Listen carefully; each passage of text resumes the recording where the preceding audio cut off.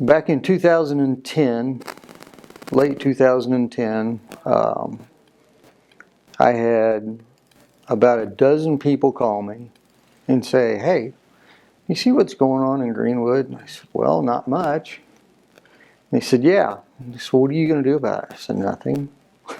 I had a really good job at working for a construction safety company and worked mainly inside at Eli Lilly. Greenwood was stagnant. It was just downtown was about 75% vacant. Mm-hmm. There was a lot of fear that a lot of the old downtown was going to get torn down, and I didn't want to see that get torn down.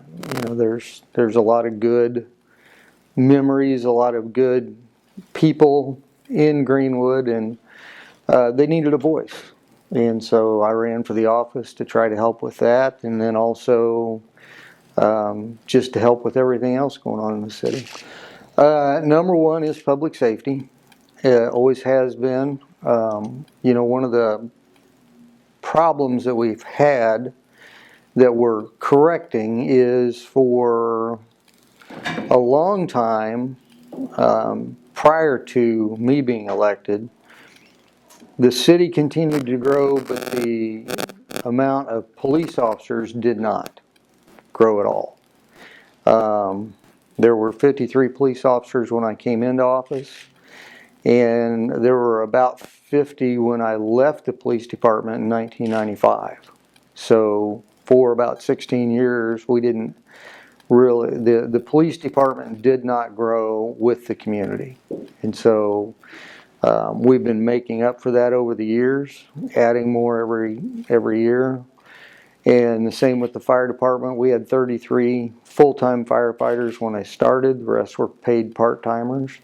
Now we're up to 68 full-timers, and we still have some paid part-time. There's a lot of other issues facing the city. Yeah, infrastructure, you know, just keeping up with the growth and with the aging infrastructure that we have. You know, some of the downtown sewer pipes are over 100 years old. And, you know, we're working with Indian American Water to replace water mains downtown because they're old and undersized.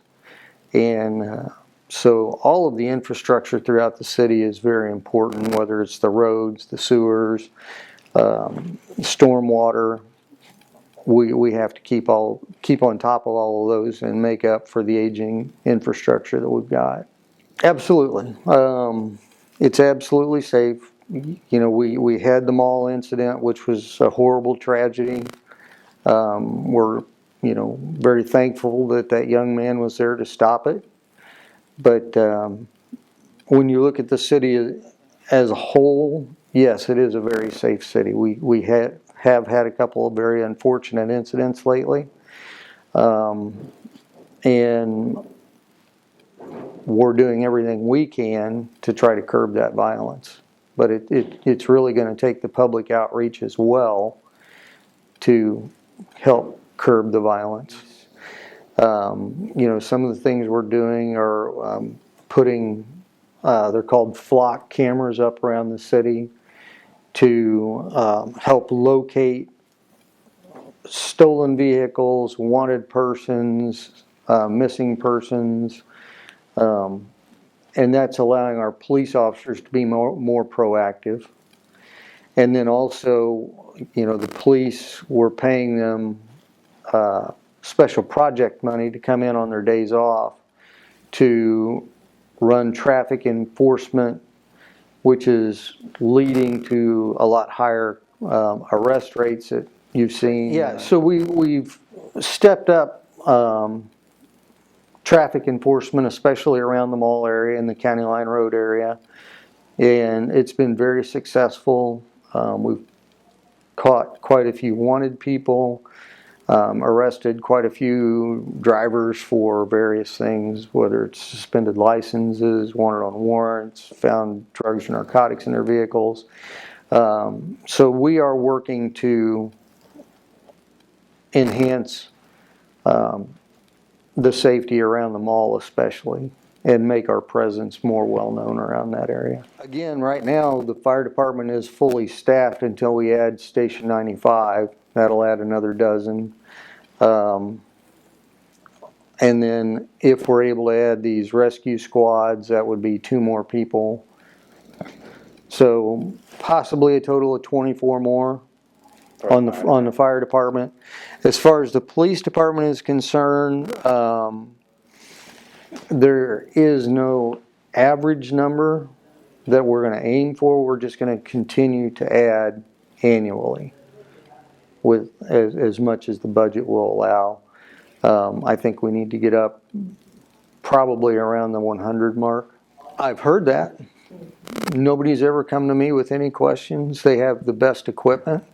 They have some of the nicest firehouses. They have the best training. They are very well paid. If you look at this year, for example, they got a 7% pay raise, where the rest of the city got 5%. And that put them over $70,000 a year on a base salary. And then when you add the benefits and their retirement that the city pays to them, their salaries, their benefit is over $102,000 a year. None of them have come to me with concerns, period. The growth has been organic. It's not that I have gone out and tried to bring these companies in or the residential. People want to come to Greenwood. They like Greenwood. They like the amenities. They like the community. They obviously feel safe or they wouldn't be moving in. So I do believe that growth is going to slow down. One, because of the economy, and 2, because we're running out of space to grow. Especially, when you're looking at the distribution facilities that we have on the east side, if you're talking about the industrial type of growth, I don't really see any room for any more distribution in the city. I do see room for industrial growth of manufacturing like Anderson Hauser is doing. We have another company that wants to come into the community to build, it's a cardboard manufacturing company. Whether they come or not, I don't know. But people come to us and want to grow in Greenwood. We have medical growth that continues to come, and the 135 corridor is going to continue to grow. And as that grows, we will continue to grow all of our city services, not just public safety, but all of the different departments will have to grow with those to be able to provide for them. Yes, they are necessary to help bring new business into the community. But we are at a place now where a lot of the abatements are getting a lot smaller and shorter in time. And they're really to help the developer get that building built, and then they pass that on to their tenant, so that the tenant, the first year or 2 or however many years, whether it's a 3 or a 5 or a 10-year abatement, it helps them ease into those payments as their businesses continue to grow. Yeah, absolutely. I mean, TIF is designed to help build the infrastructure and also to build the amenities to bring those businesses into the community. And we use the TIF funding to pay those bonds back on whether it's roads, sewers, stormwater infrastructure. It's the but for. You have to provide the amenities and the infrastructure, or they're not going to come. So yes, TIF is definitely being spent for exactly what it's meant for. Every year the state tries to buckle down harder on TIF spending and TIF use, and the redevelopment commissions and their makeups, and it makes it more difficult for us.